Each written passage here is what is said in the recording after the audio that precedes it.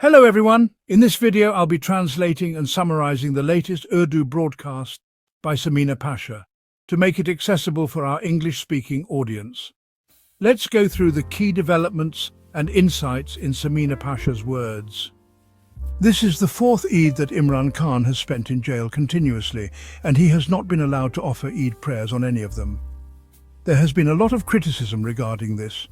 Nevertheless, a message from him, which he had conveyed to his party members during the last meeting, has been posted via his Twitter handle. We'll share that with you. Also, today, the Punjab government is running a publicity campaign claiming they've made great cleanliness arrangements. We'll talk a bit about that too.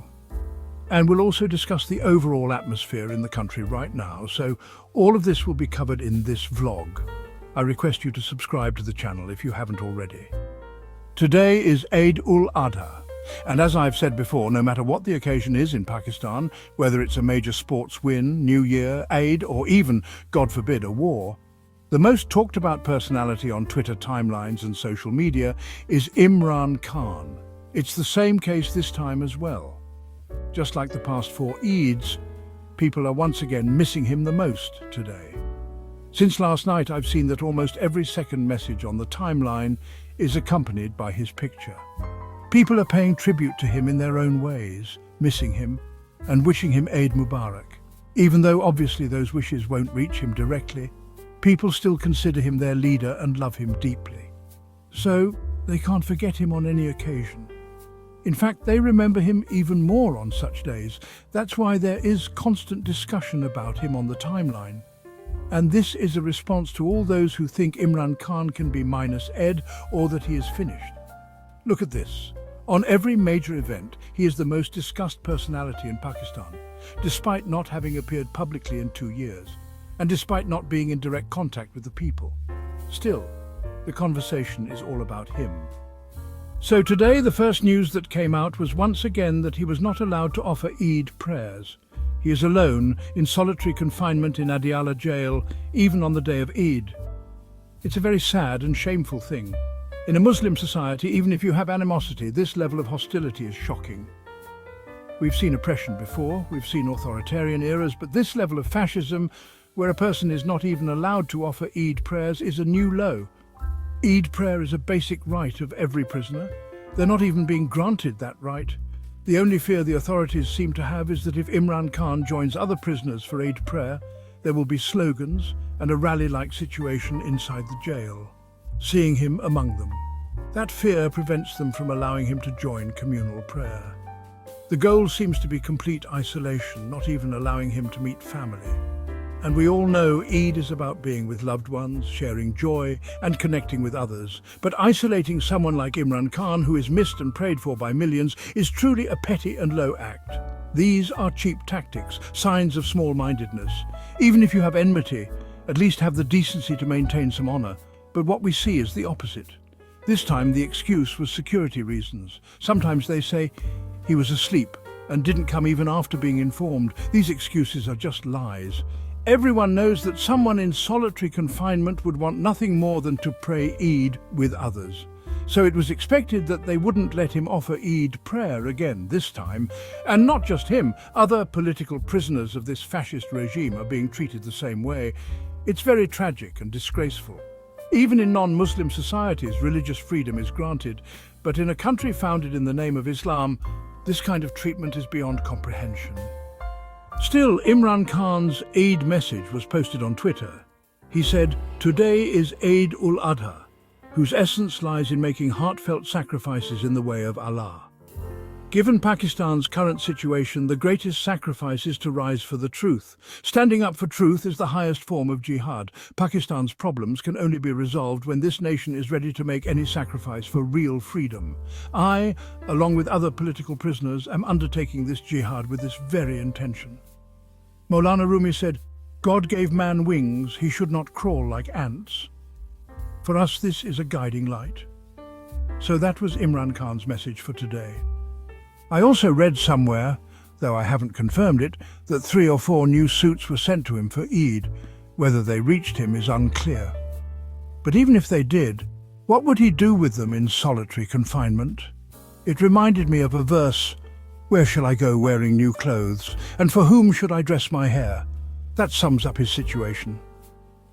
On the other hand, there are figures who, even when seen performing worship or in sacred places, are still criticized. For example, Shahbaz Sharif's visit to Saudi Arabia, pictures of him surfaced, and people debated whether it is not hypocritical that a regime which unleashes such tyranny at home then bows before God abroad. Doesn't Allah see what they're doing back home? This isn't about one person. It's a broader question about our society too. There is a lot of hypocrisy around. What kind of hypocrisy? That people perform worship with great passion and zeal, sometimes even to the point of ostentation, just to show others how religious, pious and devoted they are. They boast about the sacrifices they make, the long prayers they offer, and loudly proclaim we perform Umrah every Ramadan, or we spend our time in Medina, or we go for Hajj every year. They constantly talk about how much worship they do. But what is their behavior in practice? Their actions tell a different story. They don't even treat their domestic staff with basic kindness. They're completely indifferent to the conditions of those around them. Some may be dying of hunger. Someone may need urgent medical treatment, yet they are unaware or unconcerned.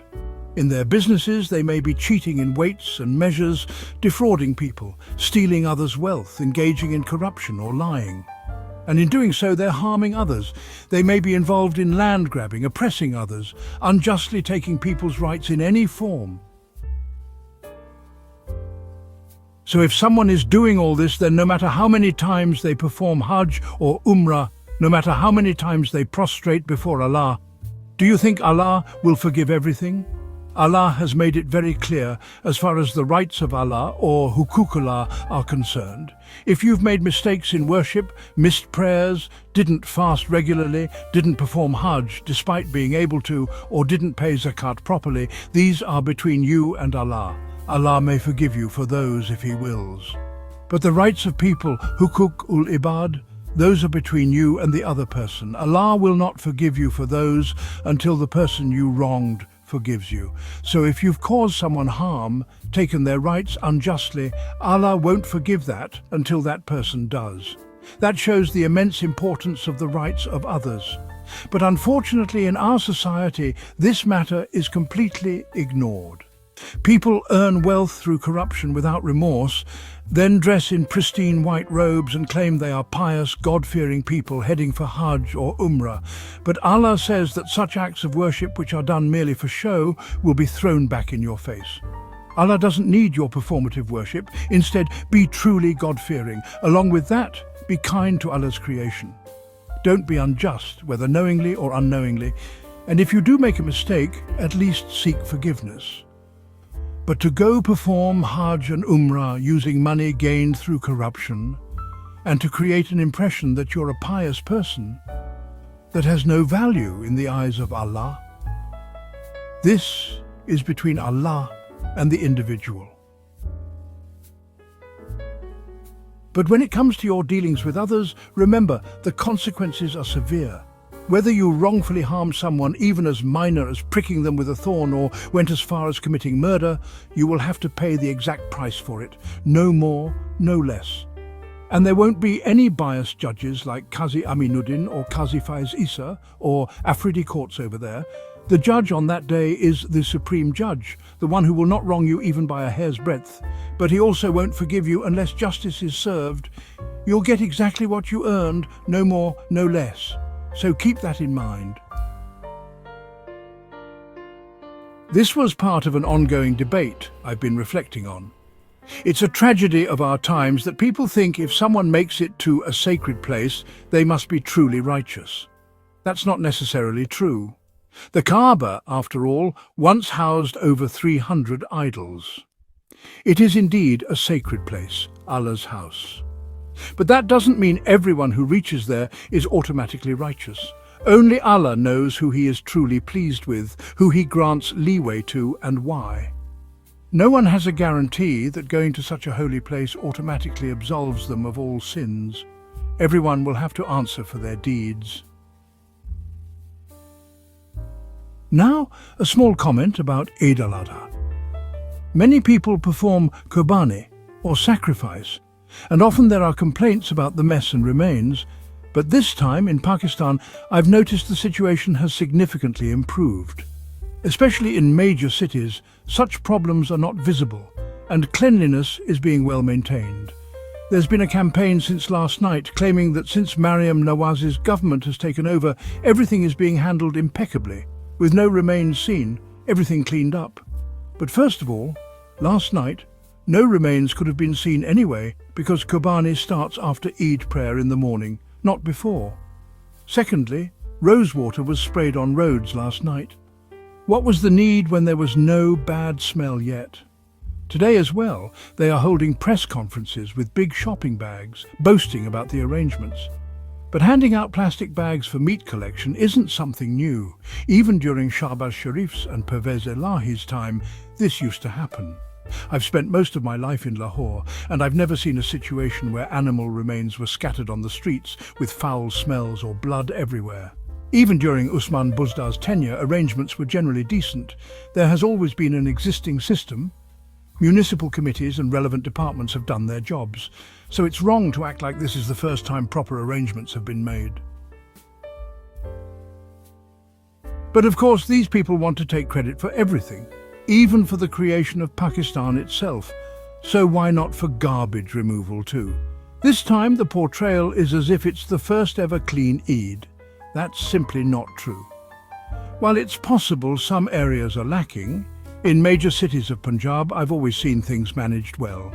And now even in other provinces and cities things are getting better. But they're eager to portray Maryam Nawaz as a goddess, that everything is due to her. They pin the credit for everything on her unnecessarily. The reality is everyone knows how things are actually functioning. That wraps up our translation of Samina Pasha's video. I hope this English version helped you understand her message better. Please like, share and subscribe to Awami Lens to help our community grow. Don't forget to leave a comment below and let me know what you thought of this effort.